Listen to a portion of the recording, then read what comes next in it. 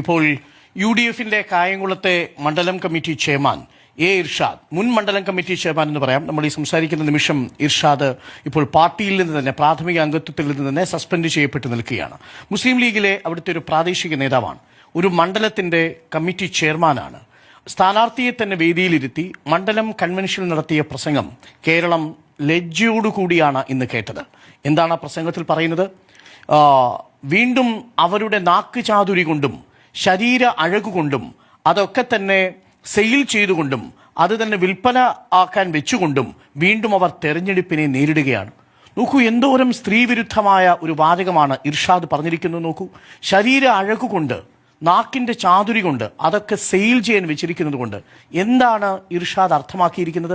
അവിടെ മത്സരിക്കുന്ന പ്രതിഭ എന്ന കായംകുളത്തിന്റെ കഴിഞ്ഞ 10 വർഷമായിട്ടുള്ള MLA അവരുടെ അഴകുകൊണ്ടാണോ ആ മണ്ഡലം അടയാളപ്പെടുത്തിയിരിക്കുന്നത്? കേരളത്തിലെ ജനാധിപത്യ സമൂഹത്തിന് ഒരു തരത്തിലും അംഗീകരിക്കാനാവാത്ത ഒരു വാക്ചാതുര്യം. 2-3 പ്രശ്നങ്ങളുണ്ട് ഇതിനകത്ത്. ഒന്ന്, ഈ കായംകുളം മണ്ഡലത്തിന്റെ സ്വഭാവം അറിയാമല്ലോ. കായംകുളം മണ്ഡലത്തിൽ 1957 ഐക്യ കേരളത്തിന് ശേഷം 13,000 വോട്ടിന്റെ ഭൂരിപക്ഷത്തിൽ കായംകുളം മണ്ഡലത്തിൽ നിന്ന് ജയിച്ചു പോകുന്നത് ഒരു വനിതാ പ്രതിനിധിയാണ്. ഐഷാബായി എന്നായിരുന്നു പേര്. ഐഷാബായി പിന്നീട് ഡെപ്യൂട്ടി സ്പീക്കറായിട്ട് മാറുന്നു നമ്മുടെ നിയമസഭയിൽ.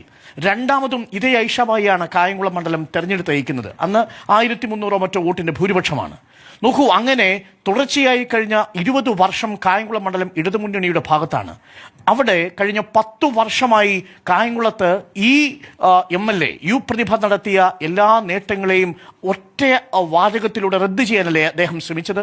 അത് ഞാൻ കായംകുളം മണ്ഡലത്തിലെ കാര്യം ആദ്യം പറയാം, അതിനുശേഷം മറ്റു മണ്ഡലങ്ങളുടെയും ബാക്കി അധിക്ഷേപങ്ങളുടെയും കാര്യം പറയാം. എന്താണ് ഇതിന് പിന്നിൽ ഒളിച്ചിരിക്കുന്ന രാഷ്ട്രീയം?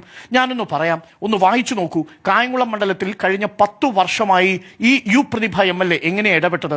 അവിടെ വലിയ രീതിയിലുള്ള ഭൗതിക വികസനത്തിനോടൊപ്പം തന്നെ അവർ കൊണ്ടുവരാൻ ശ്രമിച്ച ഒരു കാര്യം, ഒരു നിശബ്ദ വിപ്ലവം കായംകുളം മണ്ഡലത്തിലുണ്ട്. സാധാരണക്കാരായ ആളുകൾക്ക് ചികിത്സ എത്തിച്ചു കൊടുക്കാൻ വേണ്ടി MLA നടത്തിയ ഇടപെടലുകൾ പ്രതിഭ എന്ന MLA മറ്റ് MLA-മാരിൽ നിന്ന് വ്യത്യസ്തയാക്കുന്ന ഒന്നാണ്. ജനങ്ങളുടെ ഇടയിലേക്ക്, അവരുടെ പ്രശ്നങ്ങളിലേക്ക് ഇടകിച്ചെന്നാണ് ഈ പ്രതിഭ MLA അവരുടെ രാഷ്ട്രീയ ഒപ്പവിടെ അടയാളപ്പെടുത്തിയിരിക്കുന്നത്. അവരുടെ അഴകോ അവരുടെ നാച്ചാതുര്യോ അല്ല ആ മണ്ഡലത്തിൽ ഏറ്റവും പ്രധാനപ്പെട്ട വിഷയം. 29 കോടി രൂപയോളമാണ് ആ മണ്ഡലത്തിൽ വിവിധ ആരോഗ്യ പ്രവർത്തനങ്ങൾക്ക് വേണ്ടി ചികിത്സാ സഹായമായ മണ്ഡലത്തിൽ എത്തിച്ചത്.